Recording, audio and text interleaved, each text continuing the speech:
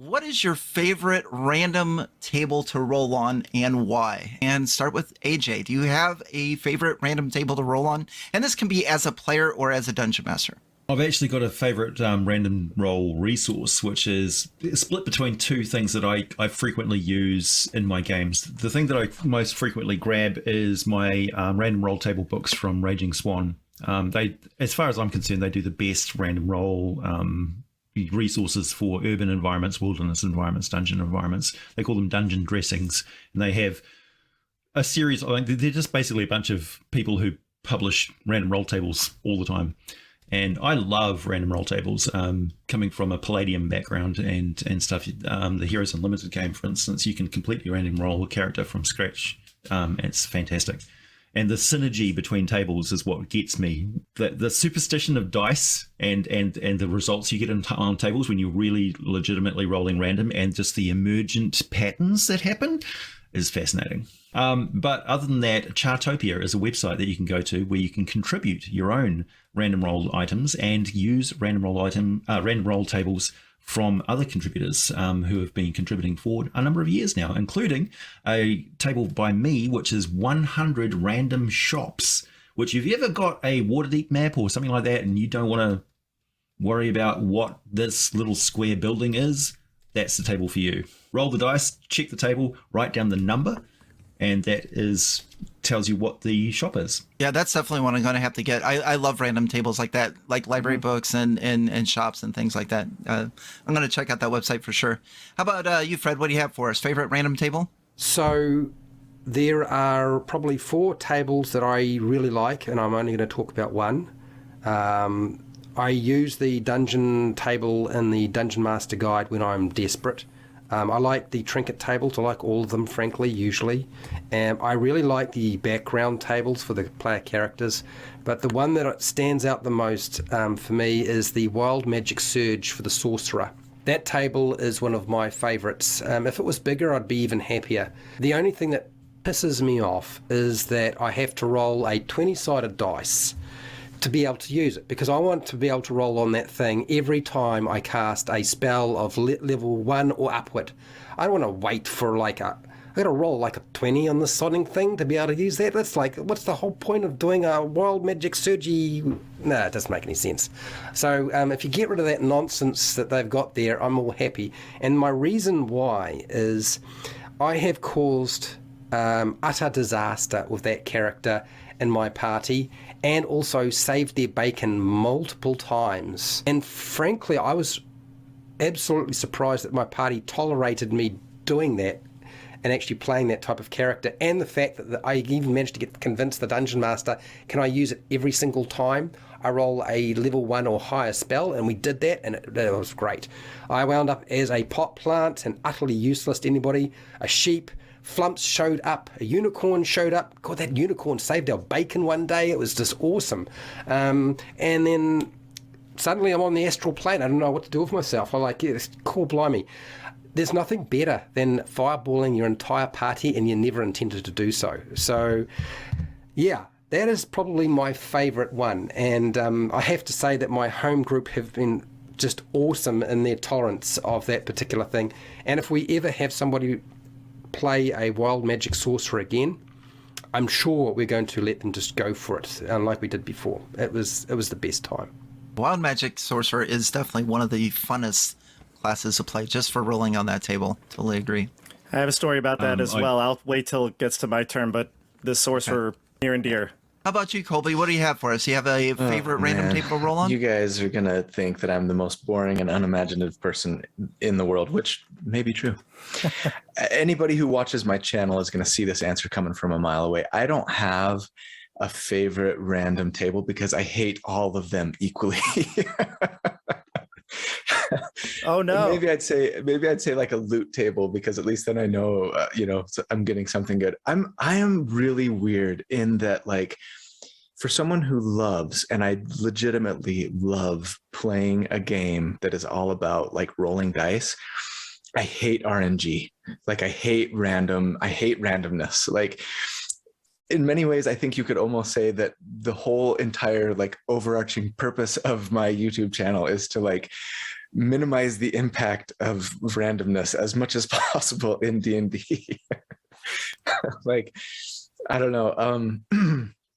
Yeah, like most of the characters that I create are super boring, like sustainable damage type characters, because like I just want something that's dependable. I want to know that like it's going to work. Like I love rolling the dice, but I especially love rolling the dice when I know I've got like a 97% chance to get the result that I want. You know what I mean? Yeah, never played a Wild Magic Barbarian or built one on my channel. I've used Wild Magic Sorcerer once or twice, like very reluctantly, and I think I broke out into hives the next day, like just because you know, it got like at level 1 you get to like have advantage on a thing or something like that, and I was like, okay, that's actually a pretty good thing, but like ignore the random roll table. Please don't ever make me roll on that. One day I will be forced to play like some random like a Wild Magic Barbarian or Sorcerer or something, and I'll love it. I'm sure it'll be like the most fun that I've ever had playing, and then I'll be convinced. But until then, like I'm like, no, don't take away the randomness, please. I need something predictable. So anyway, that's me. I love that answer. And I was actually, before you gave that answer, I was going to ask you to do something, and I'm not going to ask you because I recently released a Wild Magic Sorcerer chaos build type of a character video, and I used as many random tables as I could. Like I picked the Eladrin race because if you're familiar with the Eladrin from Mordenkainen and Tome of Foes, it has charts in there that you can pick from for what season, for your personality, things like that. I was like, what if we rolled those every single day? And so I was going to challenge you to do a character build using as many random tables as you can find. So put some thought into it, but definitely no pressure. My friend Randall Hampton, who creates artwork for like each of my characters every week, and like I put him in the video, he keeps asking me like, well, let's do like a live video where we're just like rolling to see like the race, the class, the subclass, like all this, like the stats and everything, and like you have to like try and optimize that. And I'm like, I got a bloody nose just like hearing him say that. I'm just like, no, like, that sounds like my worst nightmare, like of all time. No, one time we were doing a one shot, and this is like, this tells you how I feel about character creation. We were doing a one shot, and usually if I'm doing a one shot, I will spend 3 or 4 times longer creating the character than actually playing it. You know what I mean? Like, and because I love that aspect, and like trying to make something that's cool and fun and also powerful. And so like everybody agreed, like we are rolling stats for these characters. And I was just like, oh my gosh, like I can't do it. And not only that, but you had to like, it was like, now I'm rolling strength. It wasn't like you roll all your stats and hardcore. Choose like which one goes. Yeah, exactly. Old school. I'm just like, oh my gosh, down the line. Worst. It was the worst. Very good. I love that answer. That was awesome. How about you, Bob? What do you have for us? I find myself to be a optimized type of player too. I play competitive Warhammer and stuff like that, and I try to find a build that's always going to be, you know, useful, especially when it comes to combat. But I did have like the most, you know, fun playing. My first character in 5th edition was a Drow Wild Magic Sorcerer. So I have my own answer here, but I'm just going to touch on this real quick. And like I said, I loved playing like relatively efficient characters. In college, I would, you know, during class, all my notebooks were filled with strength, dexterity, constitution, intelligence, wisdom, charisma, just numbers, trying to fit them to be where they're supposed to be, and no notes for whatever class I was taking. So, you know, that's what I really like to do. But 5th edition came out, and, you know, it was just a player's handbook, really. So, you know, I wanted to play a sorcerer. There were 2.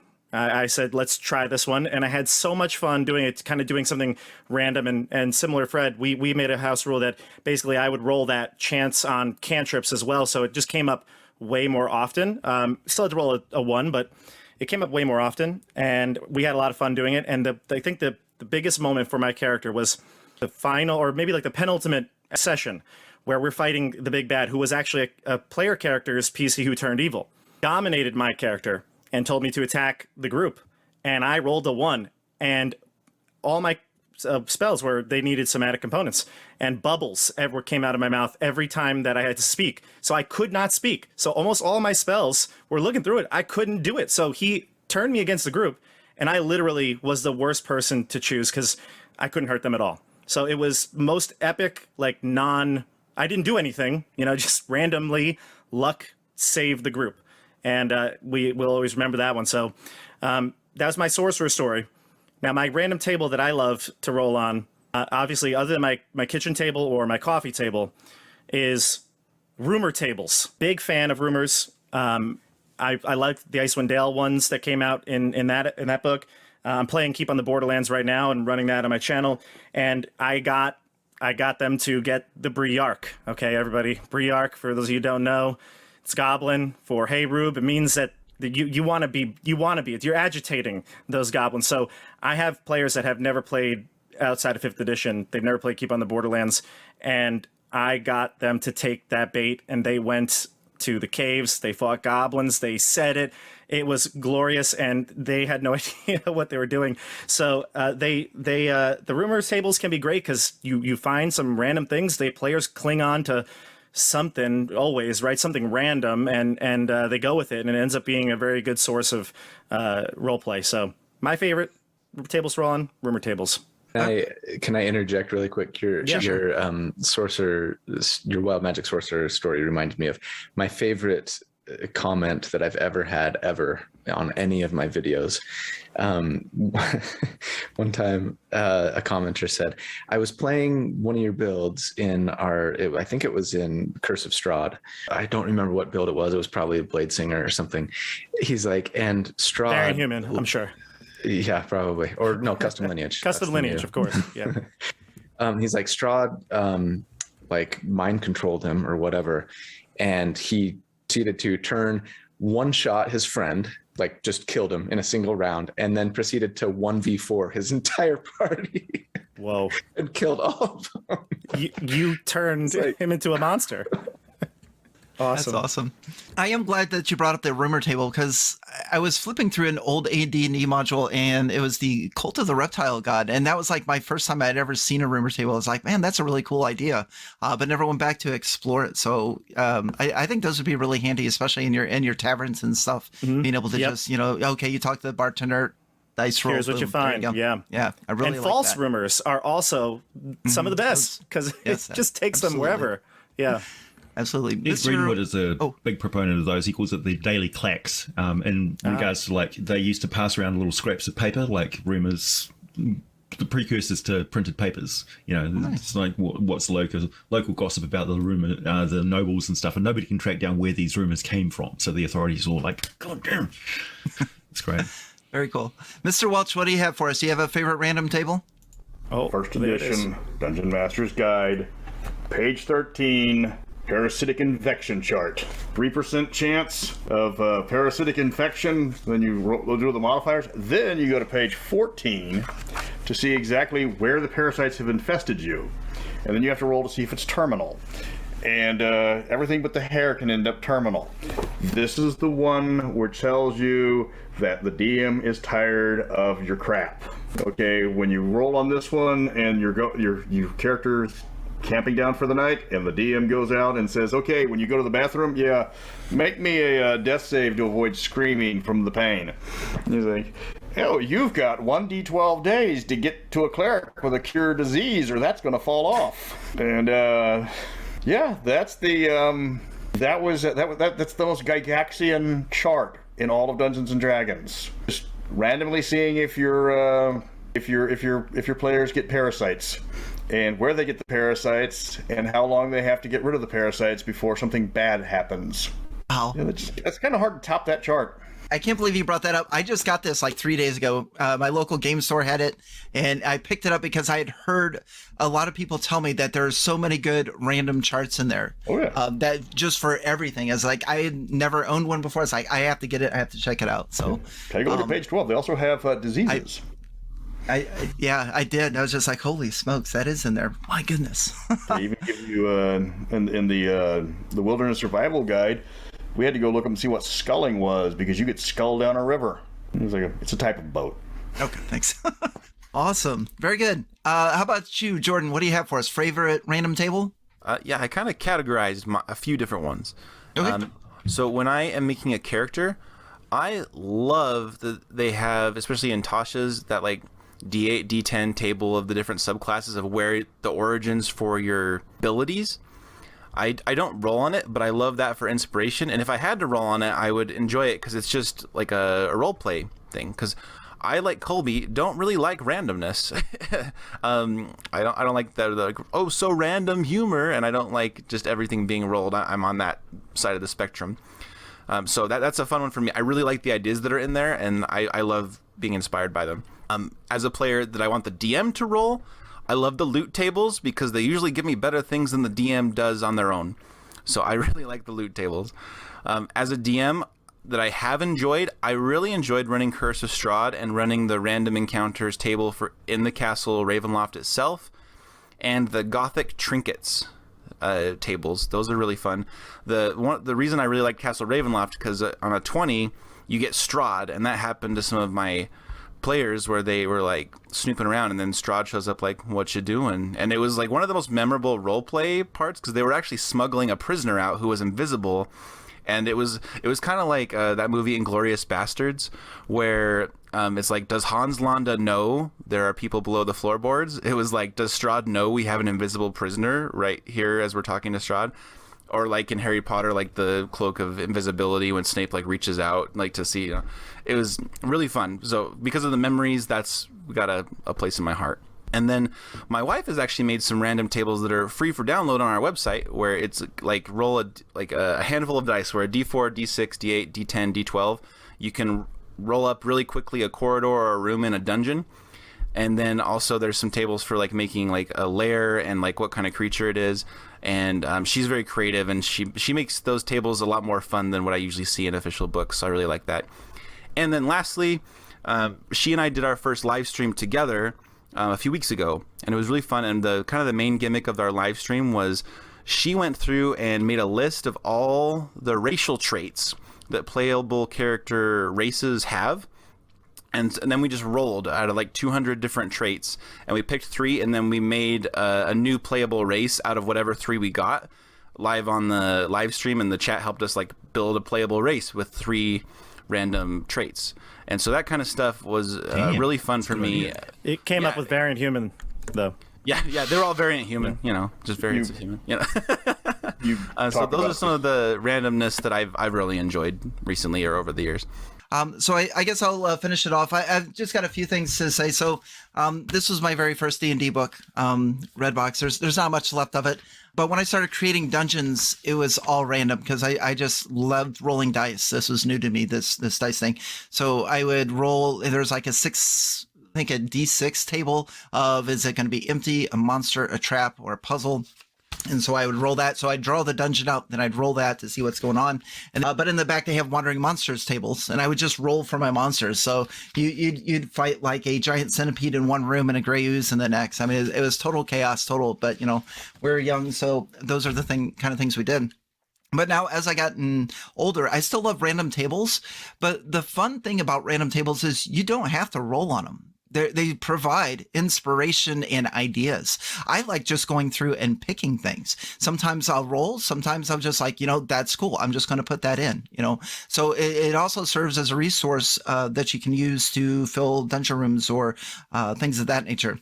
Now, occasionally I'll like, especially with loot, I'll pick a table in the Dungeon Master Guide or wherever my loot is, and I'll have the players roll, be like, okay, roll me a percentile die.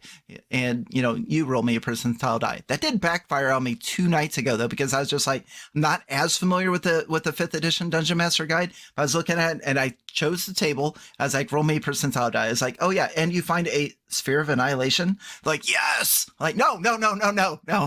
And we retconned that, fast retcon, so didn't even matter, 5-second roll.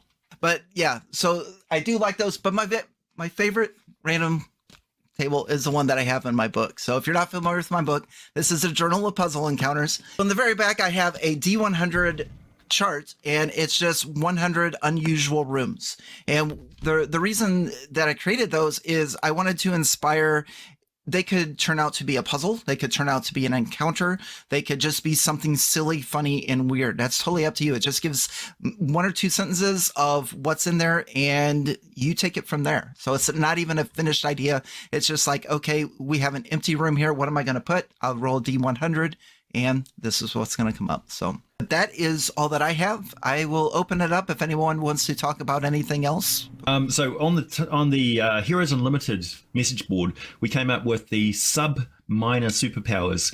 So we have major superpowers like sonic speed. You have minor superpowers like wingless flight. Not like sonic flight, just you can fly.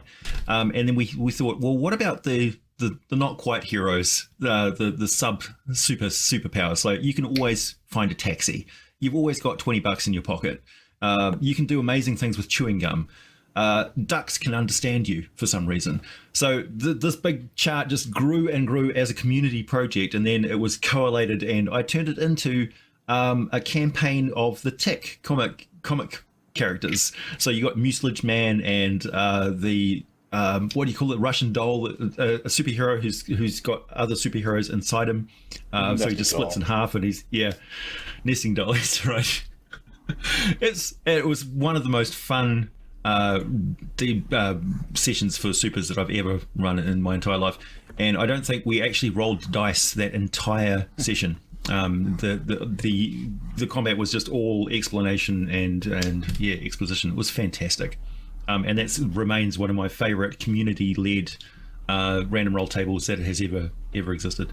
To combine 2 of the questions we had when we were doing our comedy campaign, we found the deck of many different things where you would roll on the chart. Actually, three.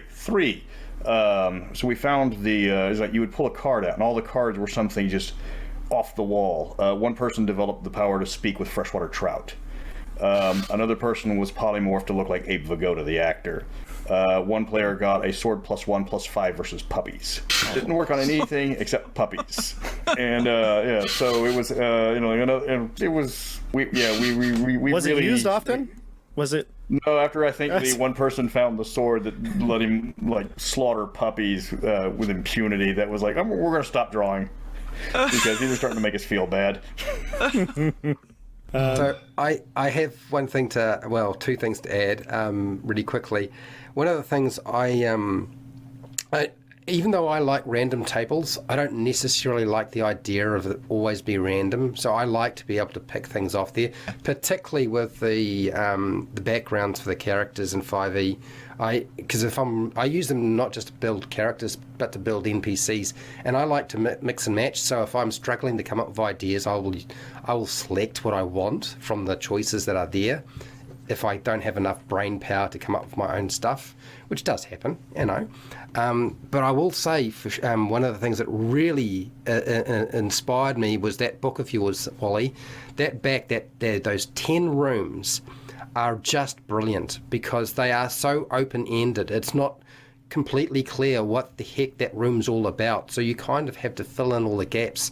And there's lots of nice little hooks or clues or weird things, so that if a player, when you come into the room and you're like, what's going on here, you just don't know what they're going to do. It can lead you in so many different directions, and that's what I like about that particular table that you've done in the back of that book. And I can see that you have drawn for a lot of pop culture over the years. It's quite clear where a lot of these ideas have been spawned from. It's pretty brilliant. Thanks, man. I appreciate it. I got to pick up this book. Fred, I'll agree with you though. The random tables. I mean, I am a big proponent of no fudging dice rolls. I roll all my dice rolls on stream for the audience to see.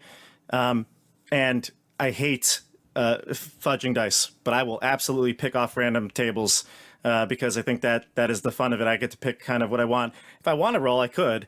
And I actually want to put something up here real quick. This is not sponsored or anything like that either. Like some of you have been throwing some stuff up here. But I found these tables on Amazon. It's called Table Fables, these books. They're created by Madeline Hale. I don't know anything else she's made, but they're called Table Fables. They're fantastic. There's 3 of them. I just found one picked it up one day, loved it. So I got all three. There's like one for magic items, and again, similar, like we're saying, more mundane magic items. I've given out recently in one of my campaigns. It's become a joke, but it's going to be like a really important item, I'm certain, at some point. It's the ever wet rag. It just is always moist, and so it's gonna. At some point, it's gonna be the MacGuffin. I'm certain of it at this point. It's become such a joke. They're gonna. Moist. Yeah. Sorry, everybody. Yeah, that's the. I remember those books because the old Warlock YouTube channel, father son duo, they have a channel. They reviewed those too, and so apparently they're pretty good because they're making the rounds. People. Like them. I just picked it up literally on chance. I saw it on Amazon. It came up, and I was like, all right, let me just see what it's like. And I usually, for the kids that I play with at camp, I just like to pick up some things to throw around in the classrooms. They could do whatever they want, and I was like, these are great. They're just so many awesome little things that add detail that I like. Unfortunately, I packed away all my stuff because I'm moving house, but I had recently picked up a book of random fungus, fantasy fungus. It's not system specific, it's just random funguses from wherever. I thought, yeah, my D&D completion is complete. I've got a book of random funguses. Fungi. Mm-hmm.